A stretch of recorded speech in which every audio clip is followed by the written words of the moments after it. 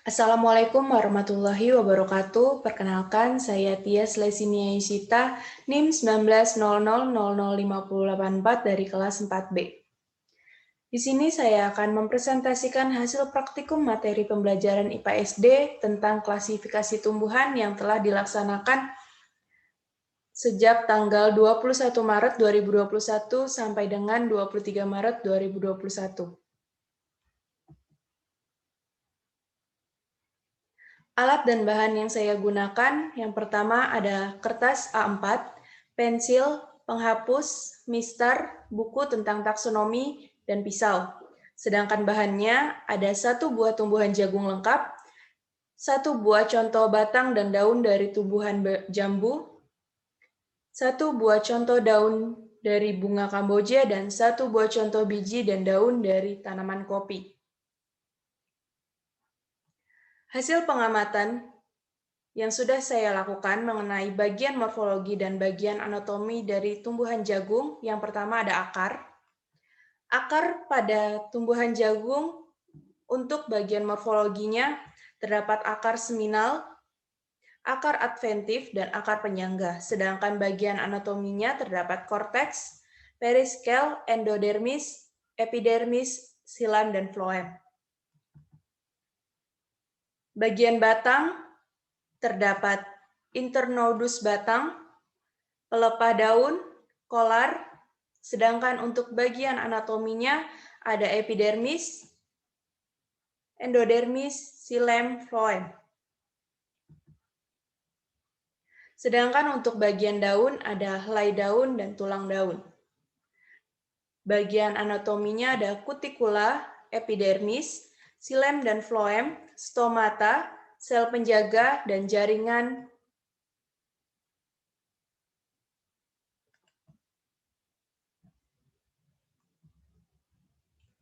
Sedangkan di tongkal atau biji ada rambut biji, kulit tongkal, dan di dalam biji jagung terdapat ovul dan empulor. Sedangkan untuk bagian anatominya terdapat endosperma, kulit biji, kotiledon, pati, koleoptil, plumula daun, meriskel apkal, dan koleoriza. Untuk bagian bunganya terdapat di bagian morfologi ada jambak bunga dan spikela. Sedangkan di tanaman jambu biji, bagian morfologi ada tangkai daun, tulang daun, pelepah, helai daun. Sedangkan bagian anatominya kutikula, kolestelo, kolenkim, sel penjaga, silem, floem, stomata, kutikula, berkas pembuluh, parenkim, dan epidermis. Untuk bagian batang ada batang kayu, sedangkan di bagian anatominya ada epidermis, korteks, endodermis, periskel, empulur, kambium, floem, dan silem. Untuk bagian bunga Kamboja, di morfologinya ada daun dan bunga. Sama karena daun yang ada pada tumbuhan biji dan bunga Kamboja adalah dikotil. Sedangkan untuk bunga pada tumbuhan Kamboja, di bagian anatominya terdapat serbuk sari, kepala putik, mahkota bunga, tangkai putik, kelopak bunga, dan bakal buah. Sedangkan untuk tanaman kopi,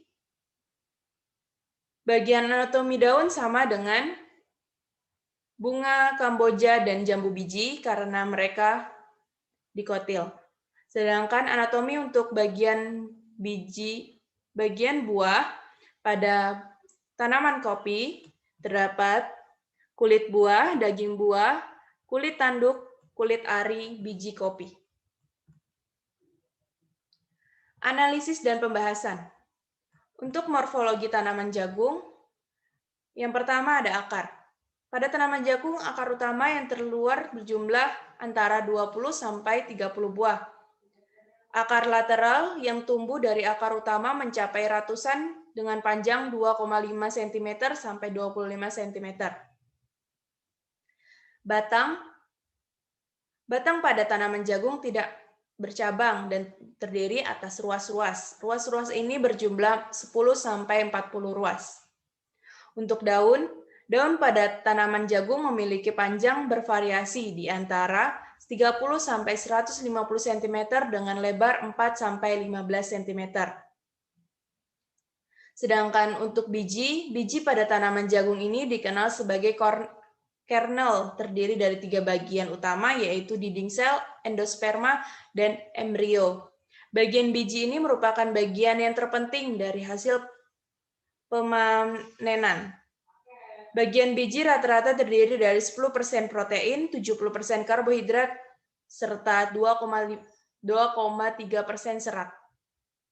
Sedangkan untuk bunga di tanaman jagung, ini memiliki bunga jantan dan betina yang letaknya terpisah. Bunga jantan terletak pada malai bunga di ujung tanaman, sedangkan untuk bunga betina terdapat pada tongkol jagung.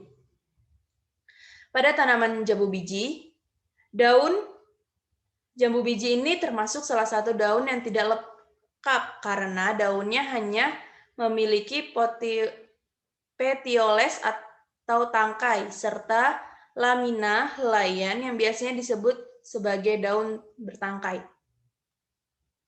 Untuk batang pada jambu biji ini bertekstur keras dan memanjang, serta memiliki permukaan yang licin dan halus. Yang ketiga ada tanaman bunga Kamboja. Ini terbagi menjadi 2, ada daun sama bunga.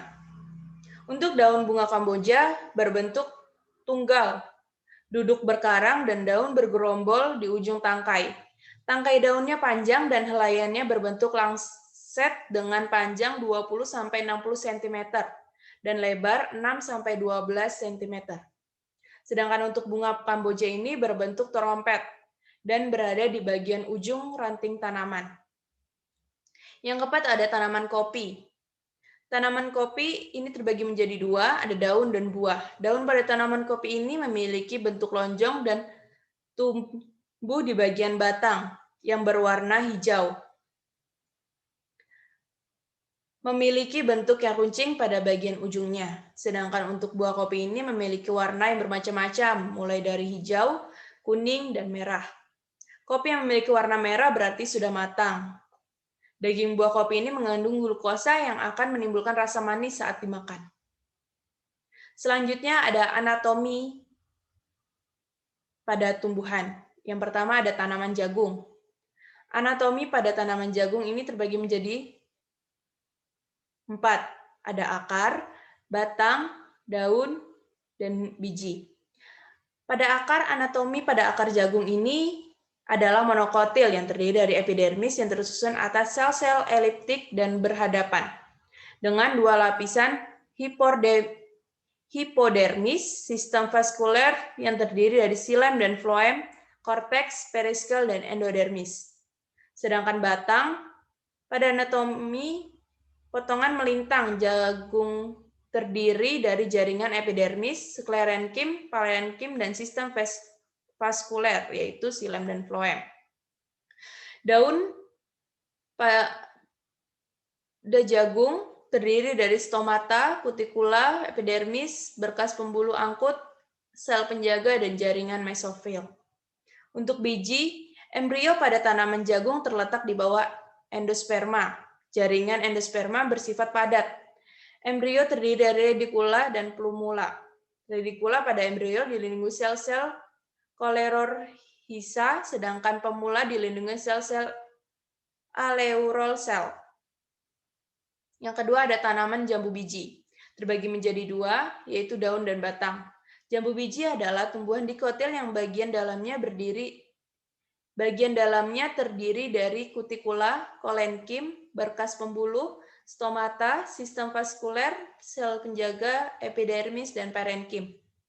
Sedangkan untuk batang, Batang jambu biji bagian dalamnya terdiri atas epidermis, korteks, endodermis, periskel, empuler, kombium, jari-jari empuler, dan sistem vaskuler. Floem dan floem yang dipisahkan oleh kambium dinamakan tipe kolateral terbuka. Kambium di antara kedua pembuluh tersebut dinamakan kambium vesikuler. Yang ketiga ada tanaman bunga Kamboja, terbagi menjadi dua juga, yaitu daun dan bunga. Daun pada bunga Kamboja merupakan tumbuhan dikotil yang berkeping dua, yang bagian dalam tubuhnya yaitu terdiri dari kutikula, kolenkim, berkas pembuluh, stomata, sistem vaskuler, sel penjaga, epidermis, dan parenkim. Sedangkan bunga bagian Kamboja yang terdiri dari serbuk sari, kepala putik, tangkai putik, kelopak bunga, bakal buah, dan mahkota bunga. Tanaman kopi terbagi menjadi dua juga, ada daun dan buah. Daun Kamboja merupakan tumbuhan dikotil yang di bagian dalam tumbuhan itu sendiri terdiri dari kutikula, kolenkim, berkas pembuluh, stomata, sistem vaskuler, sel penjaga, epidermis, dan parenkim. Yang kedua ada buah. Buah kopi bagian dalamnya itu terdiri dari kulit buah, daging buah, lendir, kulit tanduk, kulit ari, dan biji kopi. Kesimpulan yang dapat saya ambil dari pengamatan ini yaitu dari pengamatan yang sudah dilakukan, kita dapat mengetahui tumbuhan-tumbuhan apa saja yang monokotil dan dikotil. Dari pengalaman ini juga kita bisa tahu bagaimana suatu pengelompokan atau klasifikasi tumbuhan itu dapat menjadi suatu golongan tertentu. Oleh sebab itu, pengelompokan harus didasarkan pada ciri-ciri dari tumbuhan dan bentuk dari tumbuhan tersebut. Selain itu, juga bisa mengetahui beberapa jenis tumbuhan dan klasifikasi tumbuhan tersebut seperti bagian-bagian akar, batang, daun, dan lainnya. Sekian presentasi dari saya. Mohon maaf jika ada salah kata atau kekurangan. Mohon dimaafkan. Wabillahi taufik walhidayah. Wassalamualaikum warahmatullahi wabarakatuh.